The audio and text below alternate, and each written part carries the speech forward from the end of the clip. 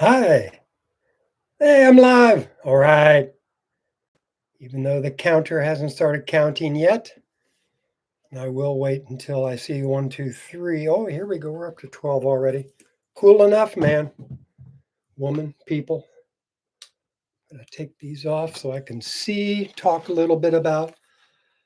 Last week was kind of a hit or miss debut for the podcast. A lot of material got skipped over or paused or audio video problem or something like that. So I would say make sure you buy my book. But I also, when I was reading my book, noticed like a million typos that I didn't catch the 500 times I did um, editing before that. So I'm just going to let it roll and go from here. This is episode 2, Full Crazy Town. The news shifted since last week to the war in Lebanon, not just the war on Gaza, but we also have AOC and Bernie cracking down on dissent, trying to restrict First Amendment rights. We have HRC, Hillary Rodham Clinton, in charge of the Human Rights Commission, HRC, and she wants to hold CEOs accountable for lies that happen on their platform, including not just liable, but jail time. So, Rescue the Republic is going on right now. It's just music. I'm going to keep an eye on things and maybe if I see somebody come on that we want to hear a speaker, I'll put it on. But we left off last week with the preface and the introduction of Full Crazy Town. Now it's time for part one. More reasons for writing this book. And that's the thing about, my video might get paused or skipped or garbled or something, but the main point of this book is how we got to this point. There's a lot of stories. I do a lot of repeating because it's kind of hard for people to realize they've been lied to and they're part of the problem as long as they're voting Democrat or Republican. So don't vote for war pigs. Third party, vote third party or not at all. And here's chapter 1. It seems to me that our country has been drifting towards authoritarianism ever since the Patriot Act, written by Joe Biden, passed in the wake of the 9/11 attacks. Back then, most Democrats were against the Iraq War. However, when Obama was elected, after campaigning on decreased militarism in Afghanistan, he declared a surge was needed instead. Somehow, most Democrats went along with this reversal, probably due to the infatuation most Americans and Europeans felt for good old Barrio. He went on to wage a proxy war in Syria and then Libya, Somalia, Yemen, and Pakistan, drone warfare. Ever since, the liberal left has generally gone along with the Democrats' overt militarization. More Americans, podcasters, bloggers, and independent journalists know that our government is clamping down on freedoms and rights, trying to control whistleblowers and dissent, as revealed by the persecutions of Julian Assange, Edward Snowden, and Chelsea Manning. However, the horrific 9/11 attacks happened decades ago, so many people in their 20s and 30s barely remember them. Now, when the government media complex sounds the alarm bells again, this time regarding Hamas as being inhuman, pure evil, it's easier to whip up support for genocide and perpetual warfare. We have unchecked militarism no matter which party holds power. Obama's second term saw him team up with Al Qaeda, which was called al Nusra in Syria, to take over the resource rich northeast third of Syria. Trump made considerable gains by campaigning for decreased emphasis on NATO and more attention for working class Americans, even though once elected, he favored the wealthy and not the average American. Point is, our country has shifted into military overdrive since 9/11, and the Democrats, who used to at least pretend to disfavor Republican militarism, don't even pretend anymore. I think it's a type of derangement that caused the Democratic voters to switch from anti to pro war. Anytime I dare to criticize, they're economically distressed and tired of platitudes and ever expanding military conflict abroad and neglected citizens at home. He also knows how to live rent free inside of some heads by getting people to hate him. All maniacal rulers say it's better to be feared than loved. Same goes for hate, except that hate can supposedly be turned on and off, unlike fear, which can be all encompassing. When Trump was campaigning, he spoke up against the Washington insiders, and after he won, it was all about the deep state. The FBI, CIA, DHS hit back with the Plus, he questioned the very existence of NATO, which no doubt set off alarm bells and police whistles within the Defense Department and related agencies. He's like JFK, who said, I will splinter the CIA into 1,000 pieces and scatter it into the winds. Some people say that when and if each new U.S. executive branch leader crosses the CIA, he gets shown the real, complete film of the JFK assassination, and then he's asked, any questions? Black mothers mention the talk that they give to their adolescent sons about always treating the police as though they are 2 seconds away from shooting them. Each new president gets the talk about who's really in charge. Intelligence agencies won over the liberal class, who also hated Trump and were eager for revenge.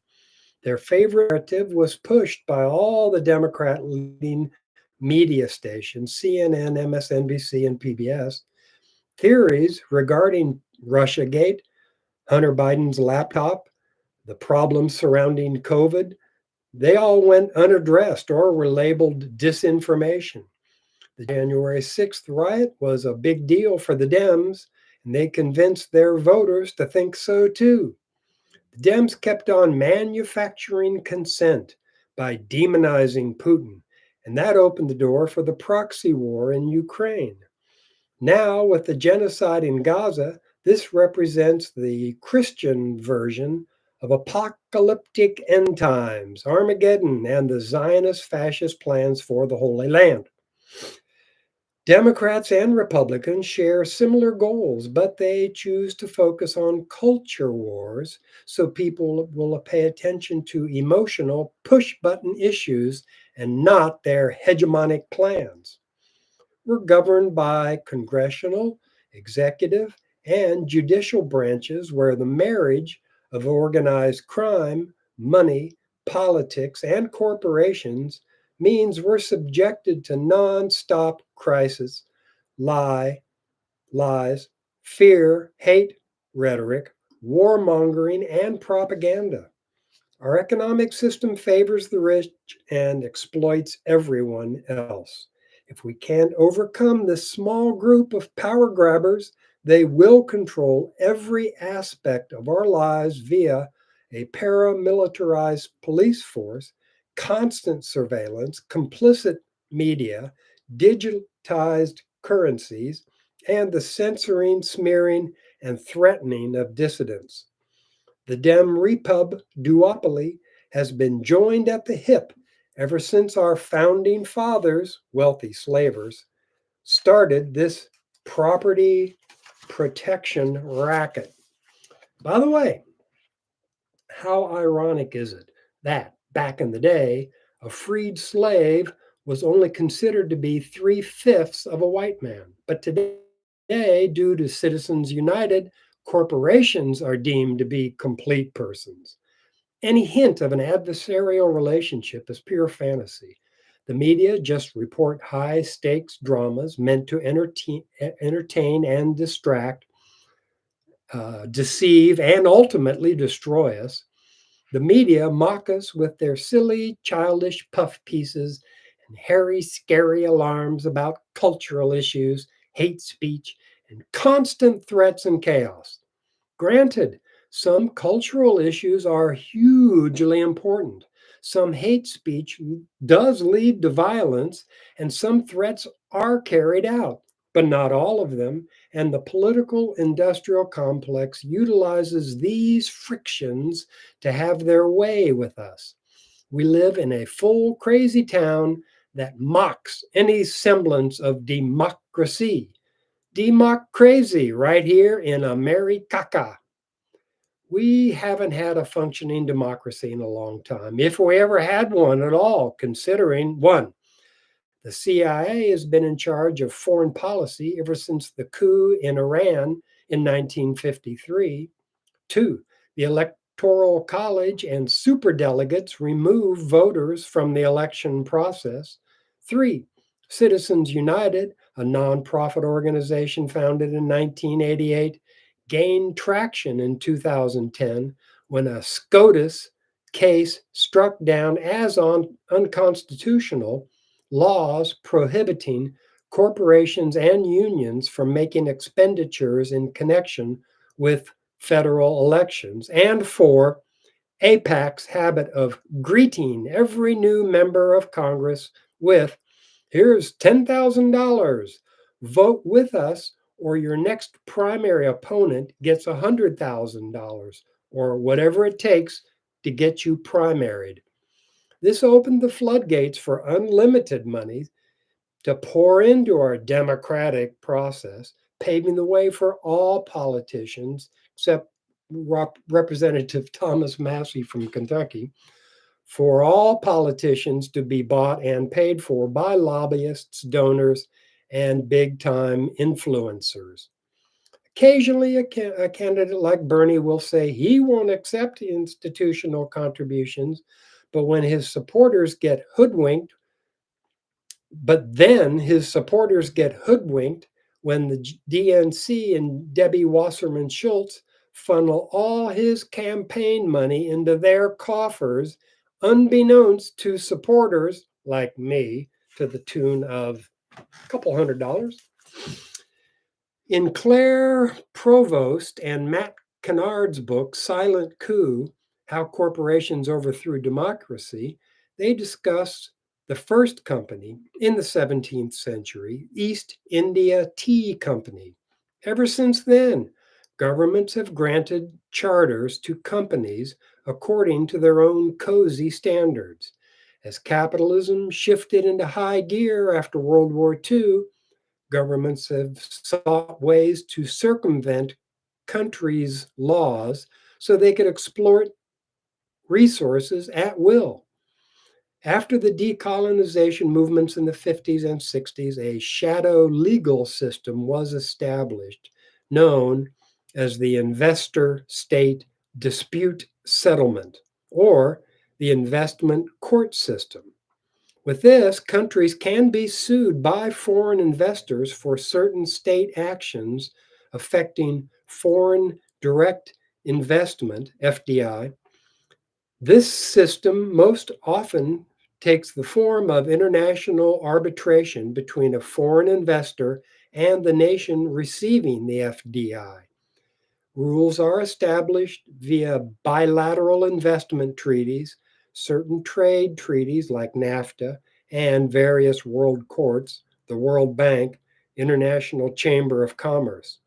The term for this system is lawfare, not as bloody as warfare, but every bit as effective. Corporate power has been exploited by America's most powerful entities to impose a censorship industrialized complex on our country to stifle economic debate and to control human behavior. Like George Carlin said, it's a big club and you ain't in it. We should be uniting to fight for our rights, but we get fooled into thinking that culture wars are more important. Trump didn't try to divide the people. He just preached to the emotions of his choir. And he didn't follow the neocon script of unchecked militarism, which has also been adopted by the neoliberals now. This presented a huge problem for the establishment because even though he was a peripheral member of the big club, he attended Bill and Hillary's wedding. They attended a couple of his. He wasn't loyal enough to their values to be fully accepted. It fell to Hillary, Debbie Schultz, and the DNC to start the divisiveness, and boy, did they ever. As soon as he was elected, the narrative became the reason Trump won was because of Russian interference. A steady barrage of bad press began against Putin, the latest Hitler, Trump, and his deplorable minions. Anyone who disagreed was labeled one of them by the government media complex. Trump and or Putin were responsible for everything that was wrong with the world. If Trump or Putin was for something, the voters must be convinced to be against it. This steady barrage went on for 3 years, and only investigative journalists like Glenn Greenwald, Aaron Mate pushed back against the nonstop propaganda. It seemed like we went from Russiagate to Laptopgate to Insurrection Gate to Proxy War Gate to Genocide. Anytime they got caught in a lie, never admitted it. They doubled down, tripled down. At the same time, press secretary turned CNN reporter Jen Psaki lies about Joe repeatedly checking his watch as he witnessed the return of the bodies of American soldiers, even though there is video evidence. They have abdicated their responsibilities to act in our best interests. And now many of us feel abandoned by those we trusted. After a while, all the lies and bad behaviors start to add up, and we feel betrayed. At first, I too was embarrassed by Trump as our chief executive. However, after the Dems invented lie after lie about his election and lied about Hunter Biden's laptop to prevent DJ Trump's reelection, I began to suspect that they might be as much of a problem as he was. At first, I too was fearful of the pandemic, and I believed everything Dr. Fauci said, got vaccinated and boosted twice. However, after Joe Rogan said ivermectin helped him recover from being COVID injured or vaccine injured, he was ridiculed as a stupid person who ate horse paste. I began to see holes in the National Institute of Health and the CDC's arguments. Other scientists began questioning Fauci, so he just took it to the trenches, shouting insults at his critics, covering up his lies with more lies. At first, his lies were explained away by the phrase, the science is changing, so our recommendations have to change too. But then the narrative switched from stopping the spread to minimizing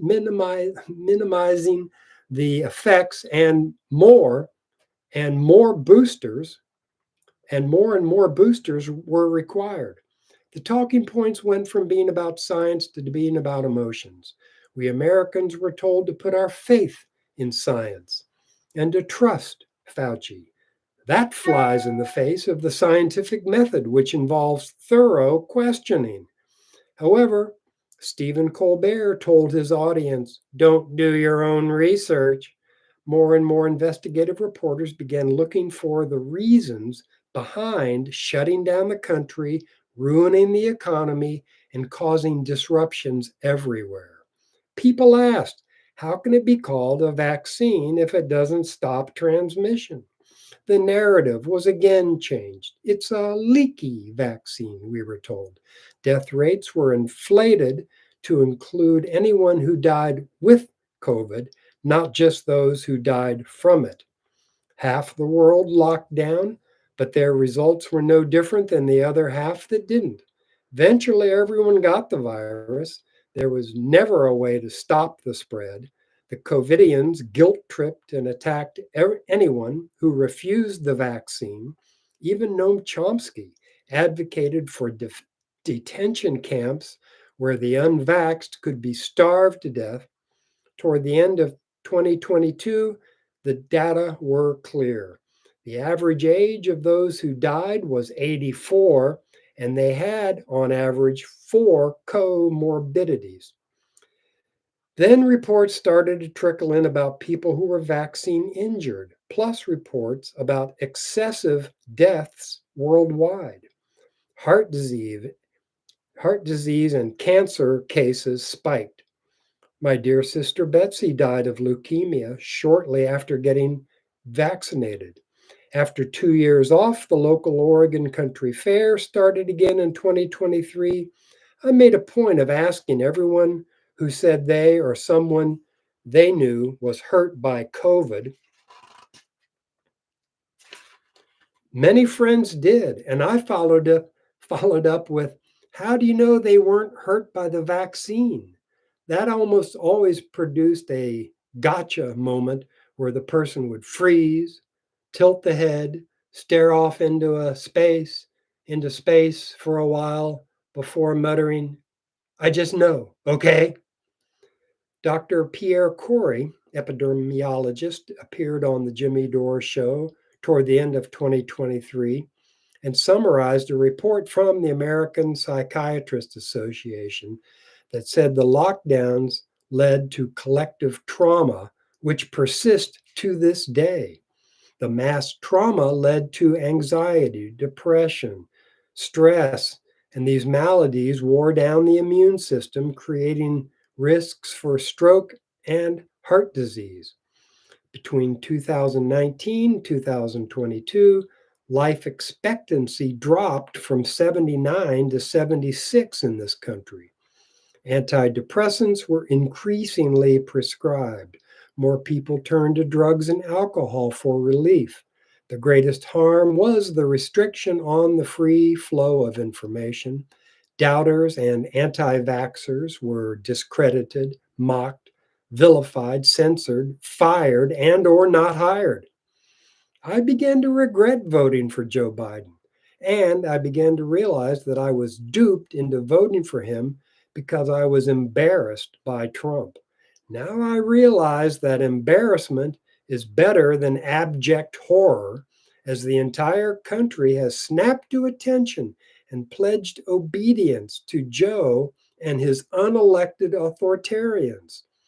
When the so called progressives, the fraud squad, voted to send 100 plus billion to the neo Nazis in Ukraine, it still seems, like the world had or has come to the collapse of the Jenga tower. When Joe became the world's biggest eco terrorist after the bombing of the Nord Stream pipeline, we were approaching the end of Western domination on the world stage.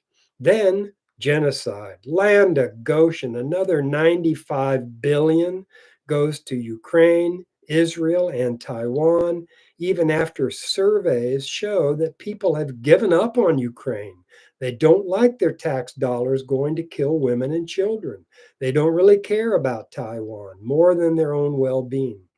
Tyranny and totalitarianism are evidence of the fall of the American empire. NATO and Ukraine maintain a kill list for critics of the war, like Roger Waters of Pink Floyd.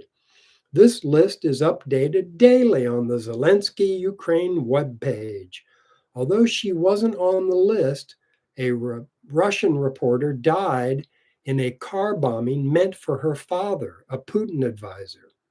Now, other reporters have been listed, including Aaron Mate and Anya Parampil, married to Max Blumenthal of the Gray Zone, plus Jimmy Dore, a self described jagoff comedian, is on this list, which would seem to violate Twitter's no bodily harm clause. This proves collusion between the government and major media a serious charge that is being taken up by SCOTUS in the Missouri v. Biden case. The case name has been changed to Murphy versus Missouri, and it has been watered down considerably.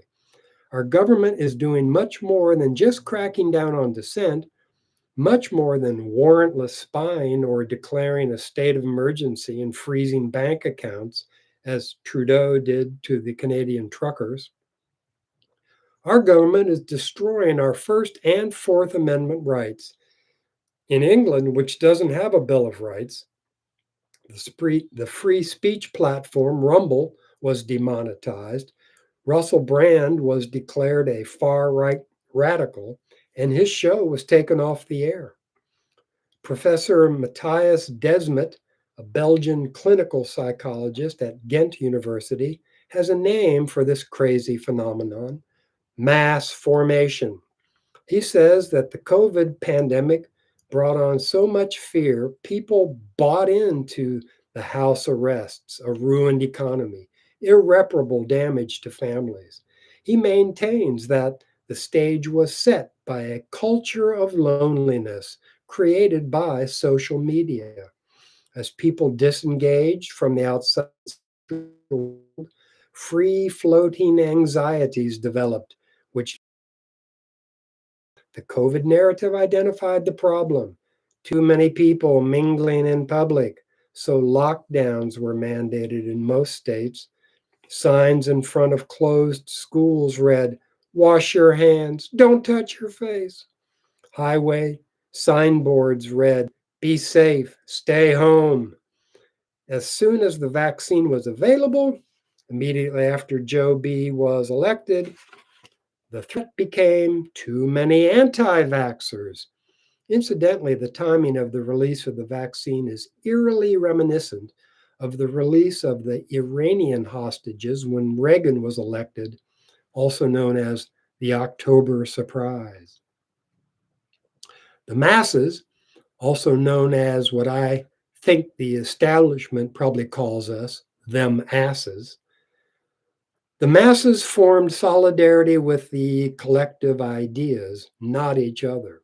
They began to vilify anyone who didn't follow the science, Dr. Fauci's science, that is. After telling us not to wear masks, he then told us to wear them and that he only lied to us for our own good. Once the lies were established as being for our own good, then exactly what was our own good became paramount. It's only natural that when the official recommendations kept changing, people became desperate for answers. This stressed and confused us. We were unable to make sense of matters, and we were willing to do everything that was asked of us, like not tolerating criticism and dissenting opinions, which were coming from the others, the deplorable anti vaxxers. Liberals bought into the collective consciousness. They felt secure, as though they were doing all they could to solve the problem. They attacked anyone who pushed back against the dominant narratives, saying that anyone who questioned or criticized their values was guilty of hate speech, or at least extreme stupidity. We have a polarized society that Professor Desmet says is not equally split.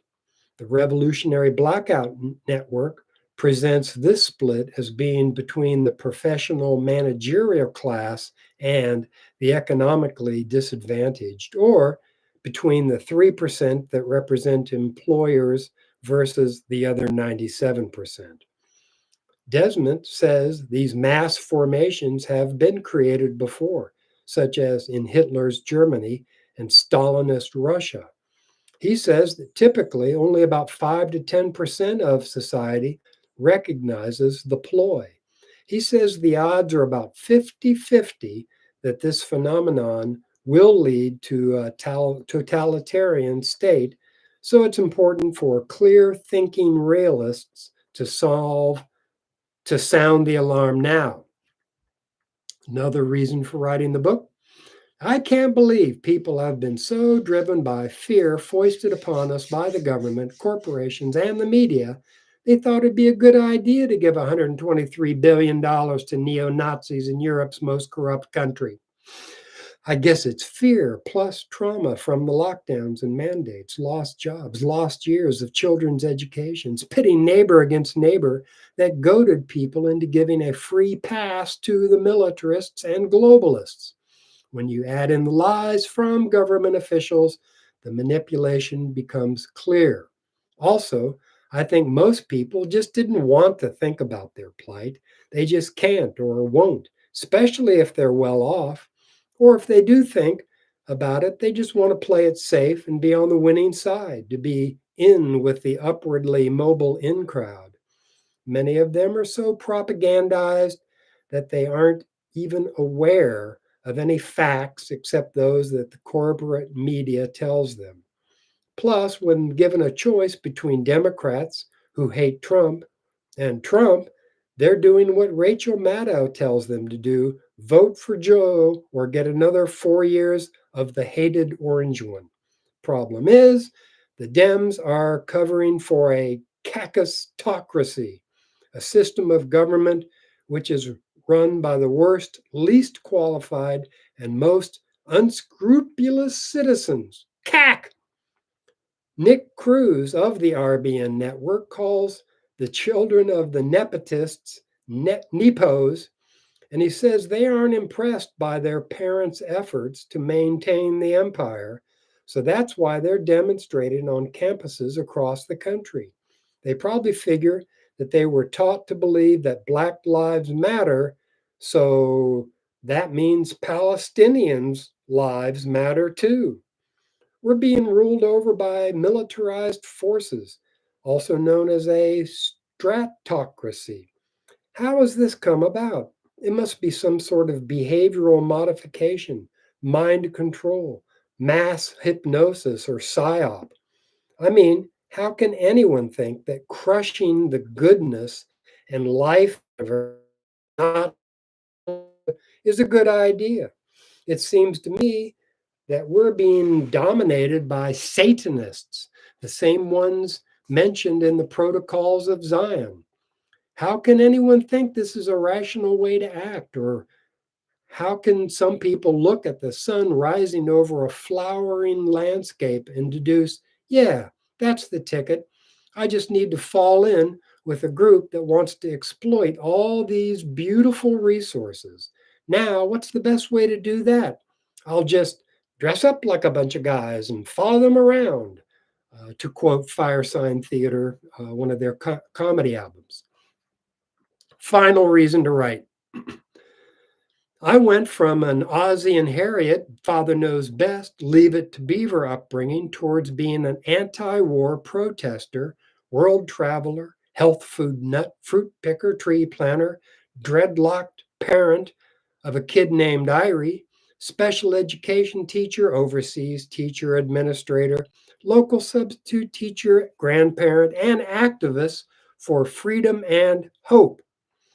Like the Rastas say, peace and love, not war and hate. And like Peter Tosh said, equal rights and justice, not special rights, corporate bailouts, and corruption.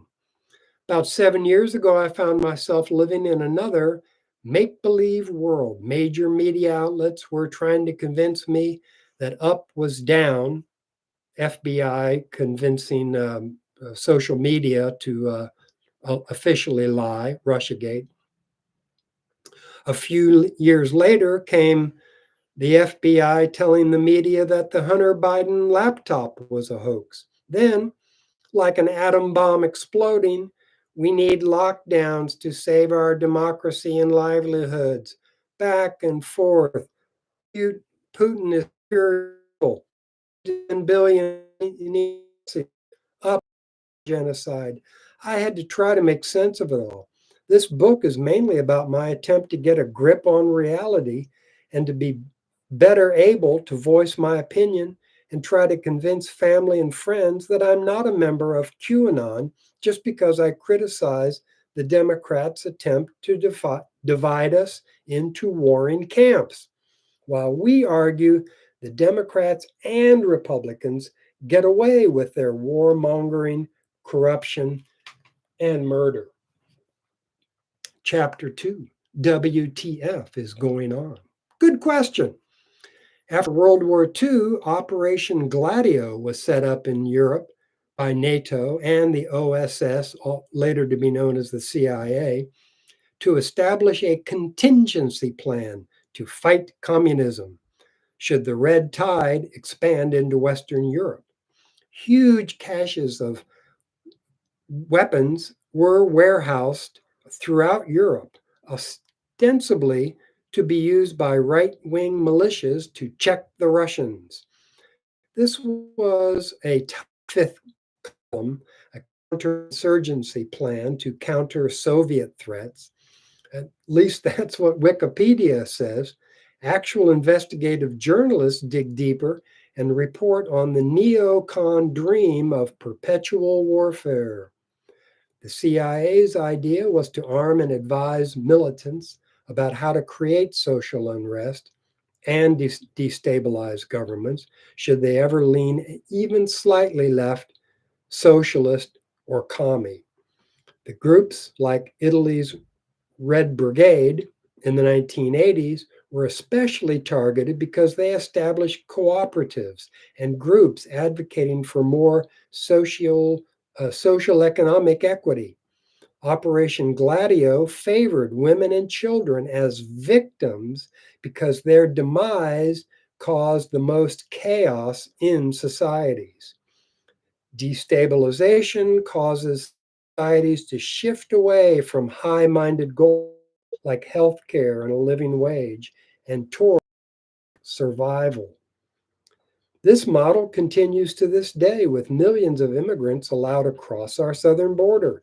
No support given other than what is taken away from the poor and the non whites. This produces chaos and feelings of abandonment and panic. Corruption runs rampant. We spend $1 trillion per year on the military, and occasionally the Pentagon admits that it lost $1 trillion or so dollars.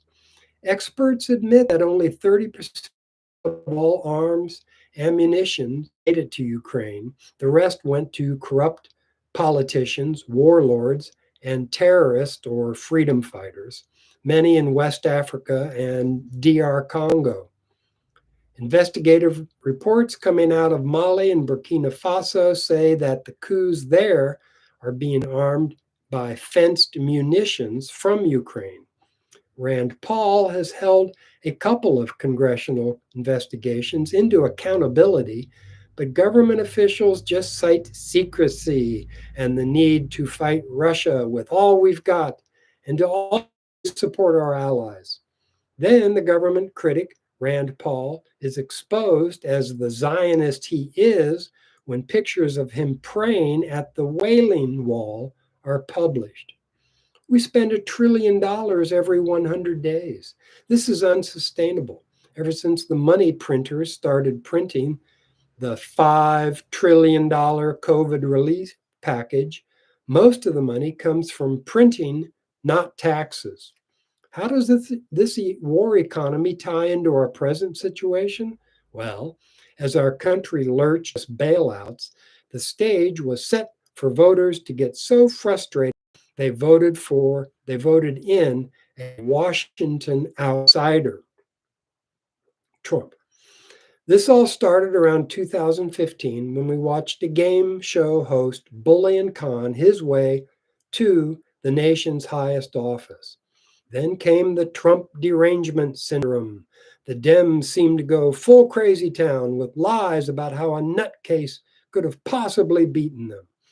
With Trump on the throne, the DNC started cranking out persistent lies about Russia, including the infamous Steele dossier and the all encompassing condemnations of DJ Trump as the personification of evil.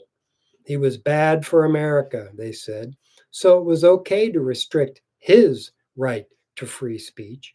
But then anyone who said anything good about him was attacked him into a left versus right, blue versus red-a-thon, where every release was couched in a biased format. CNN, MSNBC, Democrat, Fox News. Then, when a judge in Atlanta okayed yet another indictment of Trump, the same judge took up the case of racketeering charges, RICO, against 61 of the Cop City protesters. Many people, maybe people, will notice that our government wants to restrict free speech on the right and the left. And the media, the major media centers, are helping them treat outsiders like Trump and the Cop City protesters like insurrectionists, fascists, terrorists, a danger to society. After the war on Gaza began, pro-Palestinian marches were labeled as anti-Semitic, and was as was anti-Zionist rhetoric. It was not only okay to restrict Trump's hate speech, but also became okay to hate all those who criticized the Democrats. Liberals loved the censoring of Alex Jones and Trump, and when the censorship spread to those who criticized the Democrats, liberals didn't really mind because they hated Trump so much. The steady drumbeat rolled out every day: hate him, harm him somehow, take revenge on him for his heinous crimes. It became okay to hate his minions too, because they're just deplorable white supremacists. Never mind that the hate speech jumped from being about one person to encompassing half the country. Never mind that we're sending billions of dollars to actual white supremacists in Ukraine. There were several tranches of cash sent to Ukraine, two $40 billion packages, followed by many $10 to $20 billion boosters, plus some dark money kept secret for security reasons. Toward the end of Trump's term, the pandemic hit like 1,000,000,000 tons of bricks. We were told that this crisis would be as bad as the Spanish flu in 1918, but there were no lockdowns or mandates then. Slowly, the panicky response eased up as the truth about COVID 19 emerged. The virus was found to be created in the Wuhan lab, so maybe there was a lab leak. Fauci lied under oath to Congress twice about gain of function at research labs. The vaccine did not stop the spread. About half of all countries just protected their most vulnerable citizens, but they didn't shut down their economies and schools. Here, the lockdowns, mandates, and vaccine passports eventually ruined the economy and much of society. Fauci lied about all aspects of COVID: the origin of the virus, masks, distancing, natural immunity, contraction, variants, transmission. Since the emergency use authorization depended on a vaccine being the only remedy, all other treatments, vitamin D, ivermectin, hydroxychloroquine, monoclonal antibodies, exercise, had to be discredited. And they were, along with skeptics like Joe Rogan, Glenn Greenwald, and Jimmy Dore, who uttered blasphemous words. Fauci was the highest paid, longest serving federal official ever. He's been implicated in the denial of HIV meds to homosexual men in the 1980s and for prescribing AZT, a drug that was proven to be toxic. He was the director of the National Institute of Allergy and Infectious Diseases from 1984 to 2022. He's overseen U.S. bioweapons creation since 2002. There is evidence, mostly from whistleblowers, that he taught the Chinese how to make bioweapons at the Wuhan Institute. Event 201 was held at Johns Hopkins University October 18th, 2019, co-sponsored by Klaus Schwab's World Economic Forum and Bill Gates. This was a 3-hour pandemic tabletop exercise. That's in quotes. Pandemic tabletop exercise that simulated a series of dramatic scenario based facilities discussions confronting difficult, true to life dilemmas associated with response to a hypothetical but scientifically plausible pandemic. Unbeknownst to almost everyone was the fact that the virus was already circulating, and Event 201, simulation number 4, was all about covering up the truth behind the pandemic. The CIA took a leading role in the National Institute of Information Destruction, who had a monetary relationship with the Wuhan Institute through Eco Health Alliance. Fauci knew this when he was grilled in Congress. As the enthusiasm for obeying Fauci began to wane and the withdrawal from Afghanistan was going badly, a new, revised talking point rose to the top of the heap of daily news storage. Russia, the longtime favorite target of the neocons, is about to invade Ukraine. When the Afghanistan pullout began, the nightly narratives immediately shifted to Putin. For the next 6 months, Russia's imminent invasion became the clarion call. Never mind that the 2014 Maidan coup gave the green light to the Azov, the neo Nazi battalion, to start bombing ethnic Russians in eastern Ukraine, the Donbass region. Almost 15,000 men, women, and children died before Putin said enough. He launched a special military operation to denazify Ukraine in February of 2022. The news became strangely weird. The government began feeding lead stories and daily talking points to the media outlets, causing independent media to parody corporate media by showing news show after news show, parroting the exact same words.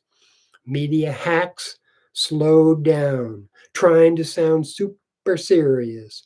Weird pronunciation started, like the A in Afghanistan and Pakistan. So it was that Kiev became Kiev.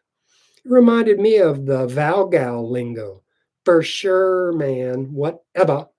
It's a weird style of talking that screams for attention, sort of like uptalk and vocal fry. Commentators just want their delivery style to be unique and memorable. The heck with the facts. They gaze into the camera and talk with great deliberation, oftentimes holding their hands out as if they were claws, loudly repeating the same phrase for extra emphasis, often saying something like, "Let me repeat that to make sure I'm being perfectly clear." For me, it was like an extended episode of The Twilight Zone or Invasion of the Body Snatchers. I just couldn't believe that all my friends and family were taken in by this not so clever sleight of hand. The government media complex has always tried to get and stay relevant by any means necessary. They'll do anything to avoid discussions or debates, direct confrontations that would require unemotional reasoning. So it's best to divert scrutiny with a multitude of strategies. The old saying, if you can't bedazzle them with brilliance, baffle them with BS, comes to mind.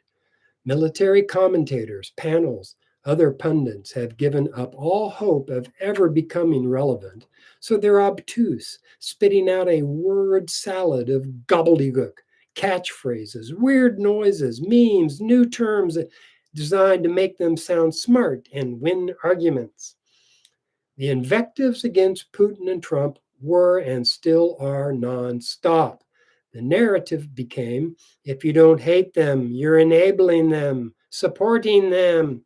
Same with the unvaccinated. It's become okay to despise them. Same with the insurrectionists. It's okay to arrest 900 of them, subject hundreds of them to solitary confinement for 6 months. Some FBI agents, infiltrators, and agitators were known to be in the crowd.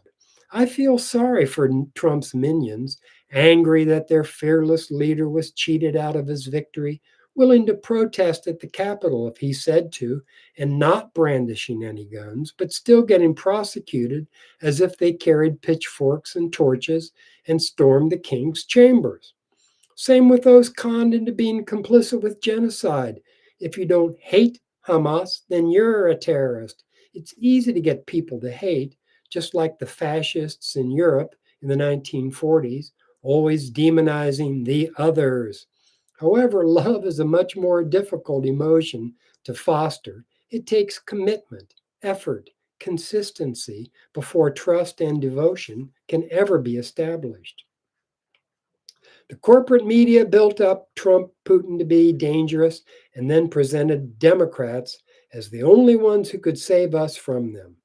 Every major news item got its own twist. It's either Trump or his ilk, or Putin or his apologists who are responsible for all our problems.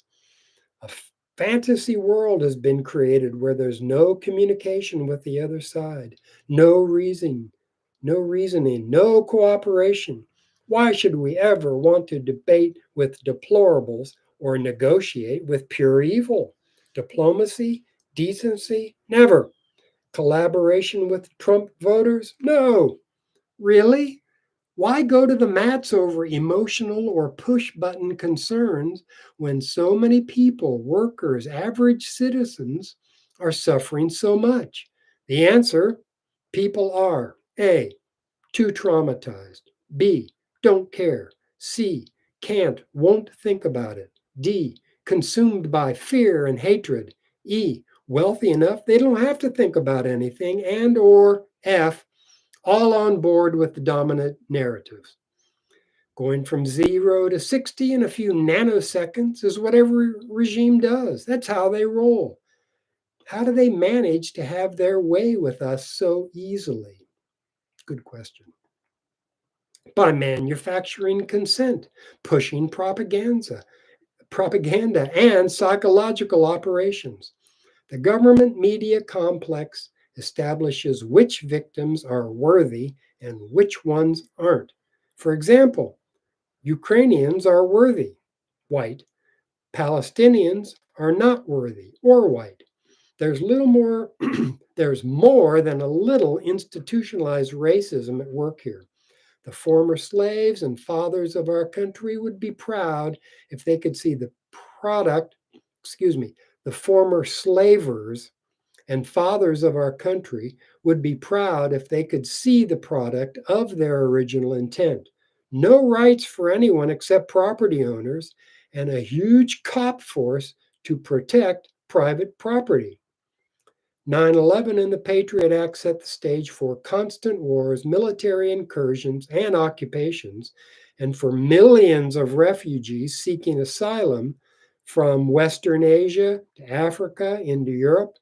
The Patriot Act took effect 45 days after 9/11. CIA Director George Tenet told Bush that he had a bioweapon of mass destruction. But Senators Pat Leahy and Tom Daschle stood in the way of the Patriot Act. The FBI opened a case, Amerithrax, designed to target senators and others who opposed the Patriot Act. Leahy and Daschle were sickened, and 5 media broadcasters were killed. What the establishment is doing is like jujitsu. They're using our energies against us. We get fooled into thinking about ourselves and only our problems. were encouraged from unionizing or otherwise organizing to oppose the system. I see how they've pulled the wool over our eyes, and I wonder why others don't see it too. It's like Richard Pryor's joke about the woman walking in on her man with someone else. So he says, "Who are you going to believe, me or your lying eyes?" And I really like that quote so much, along with George Carlin's, that I am going to pinch it off here before going on to another kind of a long. Um, a lot of times when I have really long passages that are really complex, like 4 and 5 lines for a sentence, or paragraphs that are a whole page long, they come from Glenn Greenwald, Matt Taibbi, Chris Hedges, Aaron Mate, Max Blumenthal, and others. But I try to give credit where credit is due, but sometimes I'm just paraphrasing and I just blast on through it. So I'm going to stop here because I want to just take a peek at Rescue the Republic, see what they're doing. Click here to join the live stream. Oops. See who we have. Somebody just finished up. Who finished up?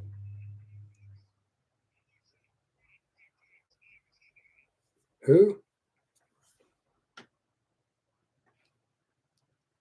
Oh, we're going to get some folk music.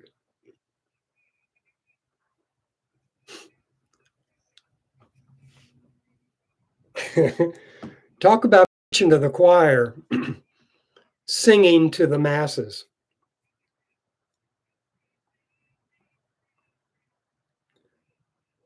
Oh my gosh. Oh my God. I'm sorry. Folk music just doesn't really cut it for me. But that is about halfway through. What was it? Chapter 2, I guess, maybe halfway through. But that's about it for now. Coming in on 357, and like I said, I'm in this for the duration. I don't care if I get censored or chopped up or whatever.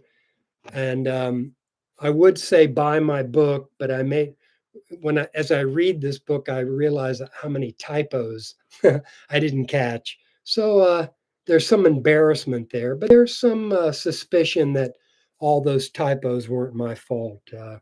I just have deep suspicions about the powers that be and their influence to keep us from organizing or from getting anything done. So I'm going to end the stream here, 358. Thanks for anybody who tuned in. Let me know if you're catching this, because I'm suspecting that YouTube is either not forwarding my stream at all, or severely restricting it. But I'm just doing this to vent my spleen, and we'll see you all later. Anybody who did tune in and get past the censors. Thanks for viewing. Bye now.